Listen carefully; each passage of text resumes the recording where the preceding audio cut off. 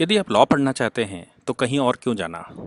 हमारे ऐप को डाउनलोड करें और लॉ पढ़ें। नमस्ते सदा वत्सले मातृभूमि।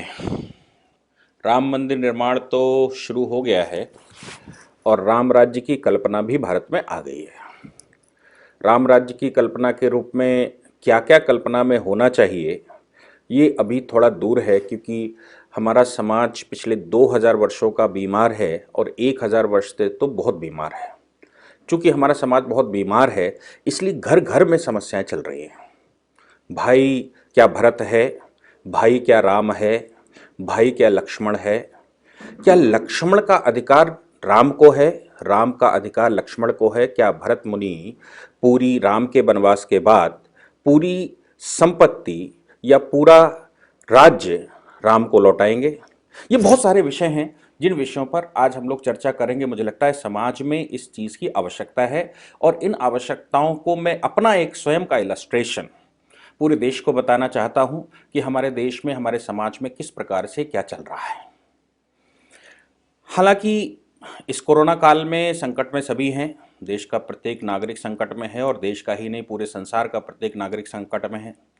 और जब इस प्रकार से संकट में समाज होता है और ये देश संकट में चल रहा है, तो ऐसे समय पर हम एक दूसरे का सहयोग कैसे करें, एक दूसरे का साथ कैसे दें और कैसे इस परिस्थिति से जूझें। हालांकि ये समय वो भी है जिस समय पर हम एक दूसरे का मनमुटाव भुलाकर काम करना चाहिए, लेकिन धन के अभाव में या धन के प्रभाव में, दोनों ही कारण हो सकते हैं, अभाव या प्रभाव।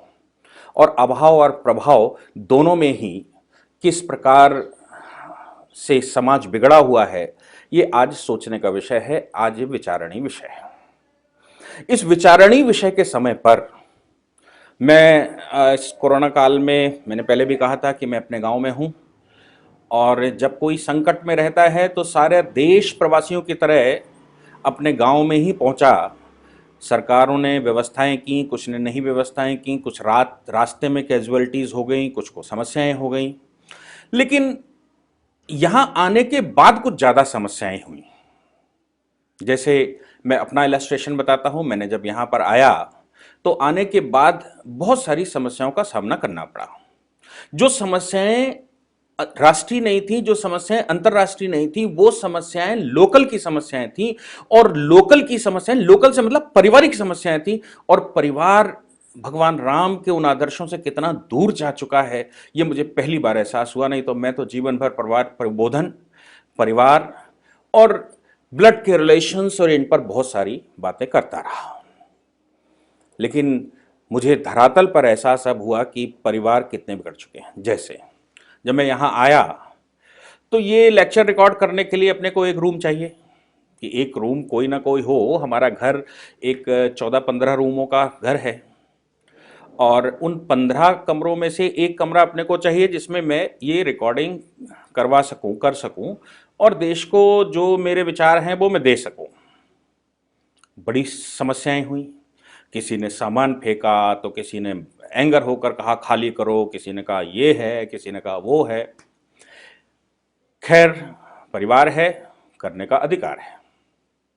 थोड़ा मामला आगे बढ़ा तो आगे बढ़ने के बाद ये देखने में आया कि मेरी माँ, मेरे पिता का देहावसान 5 वर्ष पहले हो गया था, बल्कि छठी वर्ष चल रही है। तो मुझे लगा कि मेरे 3 भाई यहाँ पर रहते हैं, माँ का बड़े अच्छे से ख्याल रखते होंगे। उसमें एक भाई थोड़ा अच्छा सभ्य है। मुझे लगा उसके पास, सभ्य से मतलब उसके पास धन है, वो अलग से व्यापार करता है, खेती पे डिपेंडेंट नहीं है, उसका अपना सप्लाई का काम है, सरकारी सप्लाई का काम है। और उसने जब जिस समय पिता का देहावसान हुआ तो मेरे से बात की थी और बात करते समय 2-3 बातें तय हुई। भाई है, विश्वास करना स्वाभाविक है।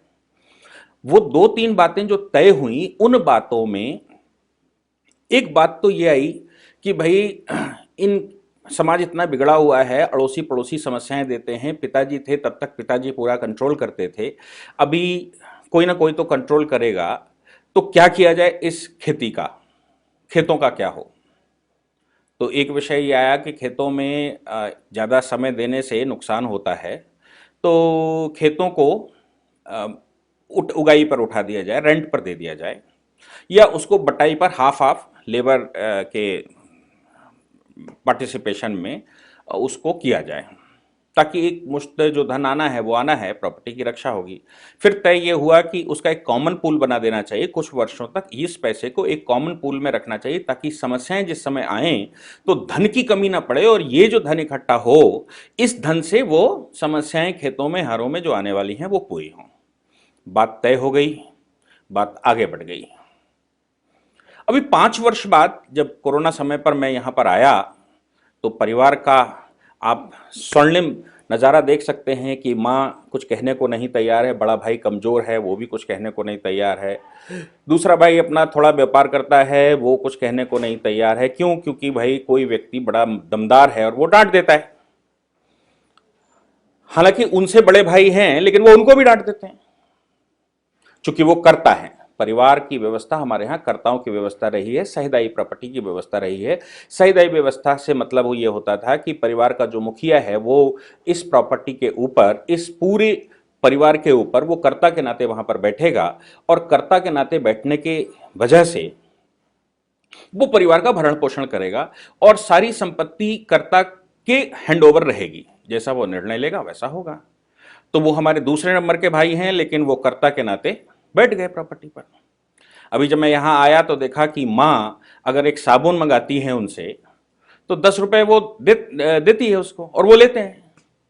माँ ने जो अपने जमाने में 2-2, 5-5 रुपए पिता से इकट्ठे करके रखे होंगे, वो पैसों से वो अपना खर्चा चलाती है। ये देखकर बड़ा दुख हुआ। बड़े भाई के 2 बच्चे हैं, वो भी किसी प्रकार से जूझ रहे हैं। टॉपर है, चार्टर्ड अकाउंटेंट पढ़ रहा है, सीए की पढ़ाई कर रहा है, टॉपर है, लेकिन वो भी जूझ रहे हैं धन से। मुझे लगा कि मुझे कुछ कहना चाहिए, इन तरह की समस्याओं से मुझे बात करनी चाहिए। मैं देश भर की समस्याओं पर बात करता हूं, मुझे उनसे बात करनी चाहिए। मैंने उनसे कहने की कोशिश की कि भाई ये 5 साल का पूल कहाँ है जो हमारा आपका तय हुआ था? तो उन्होंने कहा कोई पूल है ही नहीं। तो हमने कहा कि भाई वो उगाई का पैसा, जो रेंट का पैसा है, वो रेंट या उगाई या कुछ भी किसी भी माध्यम से किसी भी साधन से मानकर देखो, कुछ तो आया होगा 5 वर्ष में। लंबी प्रॉपर्टी है, पिताजी की अच्छी खासी खेती है, एक पिताजी पूरा परिवार उसी से चलाते थे, हम सबको उन्होंने पाल पोस कर उससे बड़ा किया।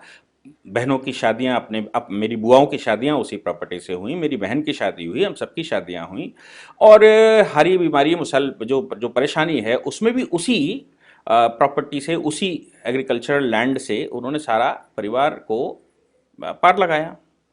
तो ऐसा नहीं है किसी एक साल अगर नुकसान हो जाता है तो दूसरे साल कहीं ना कहीं कुछ ना कुछ कॉम्पनसेशन होता है। जैसे इस बार हमारे यहाँ आलू की फसल होती है, पोटैटो की। तो पोटैटो की फसल में हमारे यहाँ हर दूसरे साल तीसरे साल बहुत महंगा बिकता है, फिर किसी साल खराब भी हो जाता है। तो 5 साल में ऑन एन एवरेज कुछ लगा होगा। तो मैंने उनसे कहने की कोशिश की तो उन्होंने कहा कि अपने पास कुछ नहीं है, नथिंग इज हियर, और सब लॉस हो गया। खैर, मैंने कहा कि कुछ हम फिर से वार्ता करेंगे। फिर से वार्ता करने के लिए 1-2 दिन का टाइम देना आवश्यक है। 2 दिन बाद मैंने पुनः उनसे कहा कि हम लोग दूसरे राउंड की बात करते हैं और कुछ हिसाब किताब करना चाहिए कि भाई घर में हम 4 भाई भाई हैं और एक माँ है, 5 लोग बनते हैं। तो 5 लोगों का कुछ ना कुछ तो सेटलमेंट हो, नहीं तो भविष्य में बड़ा गड़बड़ हो जाएगा, और भविष्य इसमें सेफ नहीं है। भविष्य में और झगड़े हो सकते हैं, आगे की पीढ़ियां झगड़े कर सकती, इसलिए हम लोगों को बैठना चाहिए, एक बार बात करनी चाहिए। उन्होंने कहा मेरे पास टाइम नहीं है। मैंने कहा भैया बात तो करनी पड़ेगी, एक ना एक दिन फाइनल तो करना पड़ेगा, मैं कितने दिन यहाँ गांव पर रहूँगा, इसलिए बात करके उसको फाइनल करना। तो वो बात यहाँ तक आई कि झगड़े झंडे पर आ गई, मैं तुम्हारा ये कर दूंगा, मैं तुम्हारा वो कर दूंगा, मैं तुम्हारा पता नहीं क्या क्या कर दूंगा। उनके बच्चे भी बड़े हो गए हैं, 22 साल 21 साल के बच्चे हैं, अब वो बाप सामान्य बालक नहीं रहते। तो मैं पता नहीं क्या कर दूंगा, I can do this this this this and this. कल से मुझे यह महसूस हुआ कि नहीं, ये राम राज्य की स्थापना के संकेत नहीं है, ये तो हमारे यहां किसी दूसरे प्रकार की ही रावण शिक्षा आ गई। और इस शिक्षा को कैसे दूर किया जाए, मुझे लगता है एजुकेशन पॉलिसी हमने शुरू की है, इस एजुकेशनल पॉलिसी में क्या हम राम के आदर्शों को पढ़ा पाएंगे? इस एजुकेशन पॉलिसी में क्या हम राम की शिक्षाओं को पढ़ा पाएंगे? इस एजुकेशन पॉलिसी में क्या हम भरत बना पाएंगे? इस एजुकेशन पॉलिसी में क्या हम लक्ष्मण भी बना पाएंगे? इस एजुकेशन पॉलिसी में क्या हम शत्रुघ्न बनेंगे?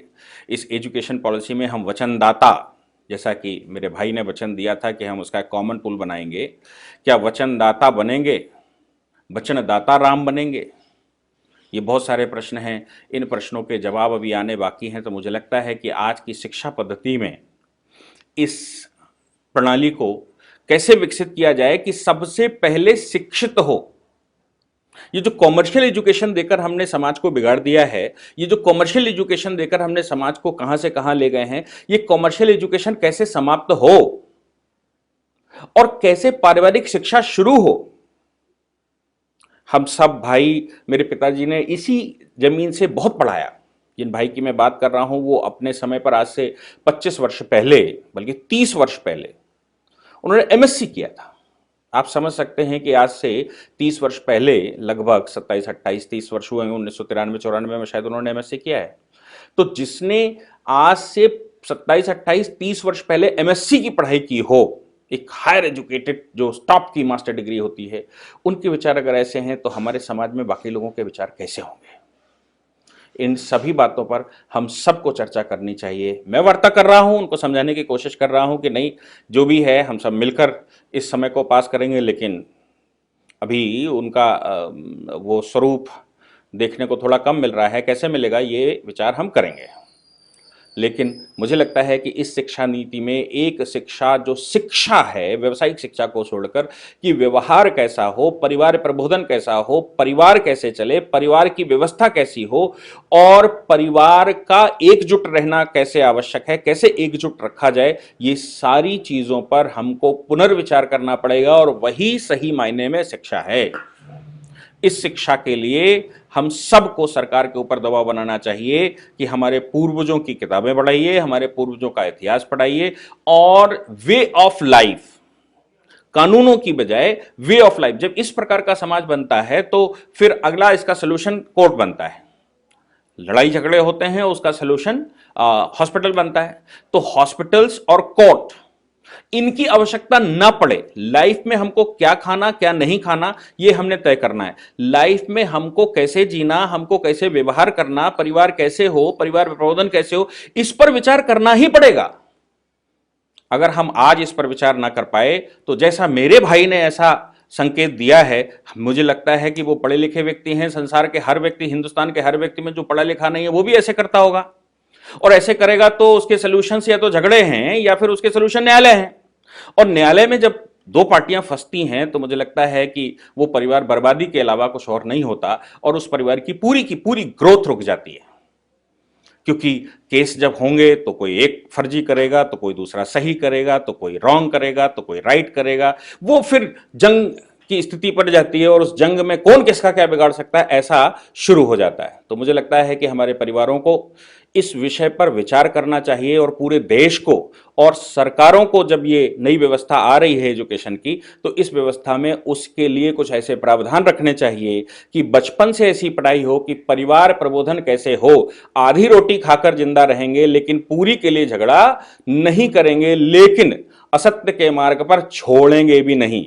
क्योंकि हमारे समाज में जो पढ़ लिख गया वो तो सेल्फिश हो गया और जो थोड़ा कम पढ़ा लिखा रह गया वो त्यागी हो गया। तो ऐसे त्याग करते करते हमने अफगानिस्तान छोड़ा, ऐसे त्याग करते करते हमने पाकिस्तान छोड़ा, त्याग करते करते म्यांमार छोड़ा, त्याग करते करते कश्मीर के लोग निकल आए। ऐसे त्याग कब तक चलेगा? तो क्या हिंदू समाज फिर समुद्र में गिरेगा? इसलिए यह स्वभाव जन्म से आपको बनाना पड़ेगा कि नहीं, सत्य के लिए लड़ना है और अंतिम क्षण तक लड़ना है। वो परिवार में ही सरेंडर करना शुरू करता है, आवश्यक है, करना चाहिए, लेकिन किस हद तक करना चाहिए और किस मजबूरी तक करना चाहिए, किस लेवल तक करना चाहिए, ये भी हम अपने बच्चों को सिखाना पड़ेगा। अगर ऐसा बचपन से न सिखाया गया तो एक राक्षस और दूसरा बेचारा जिसके ऊपर अत्याचार होते हैं वो रहेगा।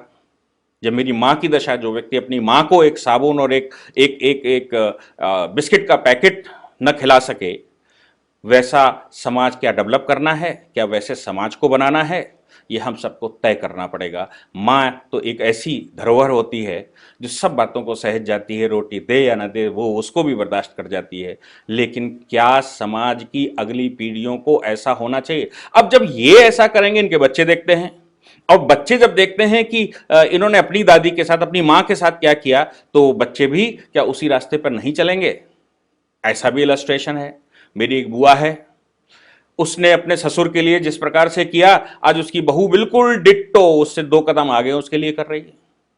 वो रोती है मैंने बच्चों के लिए सब किया, तो बच्चों के लिए ससुर से लड़ी, और अब बच्चे जो हैं वो उसको ही, उसकी बहू जब आएगी तो सेम से तो क्या वही होना है परिवारों में? और यही होता रहेगा तो हिंदू समाज कब इकट्ठा होगा और कब इस देश की समस्याओं से लड़ेगा, इस देश की मुस्लिम समस्याओं से लड़ेगा, इस देश की क्रिश्चियन समस्याओं से लड़ेगा, इस देश के दुश्मनों से लड़ेगा? अगर वो स्वयं में लड़ता रहेगा तो कैसे होगा? मुझे लगता है इसकी शिक्षा की आवश्यकता है, और इस शिक्षा प्रणाली को इस प्रकार से डेवलप करना चाहिए कि इस प्रकार से झगड़े न बढ़े। लेकिन अभी के लिए जब तक ये शिक्षित व्यवस्था नहीं बनती, तब तक के लिए सिर्फ एक ही रास्ता बनता है कि लोग न्यायालय जाएं, न्यायालय में जाकर कोर्ट केस फाइल करें, कोर्ट केस फाइल करके कितना नुकसान हो सकता है तो वो देखना पड़ेगा। इसलिए इस प्रकार के क्या सरकार अभी आर्बिट्रेशन सेंटर खोल सकती है? परिवार प्रबोधन के आर्बिट्रेशन सेंटर खोल सकती है? क्या समझौता केंद्र खोल सकती है, जिन समझौता केंद्रों पर सम्मन वारंट हो, और कम से कम ये 2 भाई जो लड़ रहे हैं वो एक फोरम पर बैठकर बात तो करें? क्योंकि एक के जब मस्तिष्क में बेईमानी होती है तो वो व्यक्ति फोरम पर बात करने को तैयार नहीं होता है, ये फैक्ट है। और फोरम पर बात नहीं होगी तो फिर सोल्यूशन कैसे निकलेगा? तो फिर इसके कोई सोल्यूशन नहीं। तो मुझे लगता है तत्काल ये आवश्यकता है हमारे देश को कि इस प्रकार के परिवार प्रबोधन के लिए, पारिवारिक झगड़ों के लिए कुछ आर्बिट्रेशन सेंटर बढ़ाए जाएं, परमानेंट कोर्ट बनाए जाएं, परमानेंट आर्बिट्रेशन सेंटर बनाए जाएं, जहां पर कम से कम सीपीसी के पावर उसको दी जाए, सिविल प्रोसीजर कोर्ट में जो सम्मन इशू करने की पावर होती है और सम्मन ना मानने पर वारंट इशू करने की पावर होती है, वारंट ना मानने पर गिरफ्तारी करने की पावर होती है, कम से कम ये सलूशन इन झगड़े, परिवार में झगड़े तो रुक जाएंगे। और परिवार के झगड़े रुककर मुझे लगता है कि हमारे देश में अगर हम परिवारों में झगड़े रोक पाए तो ही हम मुस्लिम समस्या से, इस्लामिक चरमपंथ की समस्या से, क्रिश्चियन कन्वर्जन की समस्या से, पाकिस्तान और चीन जैसी समस्याओं से निपट सकते हैं। अदरवाइज मुझे लगता है कि हमारा देश खुद में, घर घर में, परिवार परिवार में लड़ रहा है। हर परिवार में एक रावण है और वो रावण किसी और को बैठने नहीं देता। मुझे लगता है कि इस विषय पर हम सबको विचार करना चाहिए। इसको सरकार को टैग करिए, सरकार के विभिन्न मंत्रियों को टैग करिए। मुझे लगता है कि आप सब लोग इसको सरकार के मंत्रियों को टैग करेंगे, मैं खुद प्रधानमंत्री जी को इसको टैग करूंगा, मुख्यमंत्री जी को उत्तर प्रदेश के टैग करूंगा, ताकि उनके संज्ञान में ये विषय जाएं कि हमारे देश का समाज कैसा हो सकता है। मैं पढ़ा लिखा व्यक्ति हूं, मेरा पूरा परिवार पढ़ा लिखा है और बहुत हाईली एजुकेटेड है अपने टाइम का, फिर भी इस तरह की समस्याएं हैं, तो जहां पढ़े लिखे नहीं है वहां क्या होगा मैं समझ नहीं पा रहा हूं।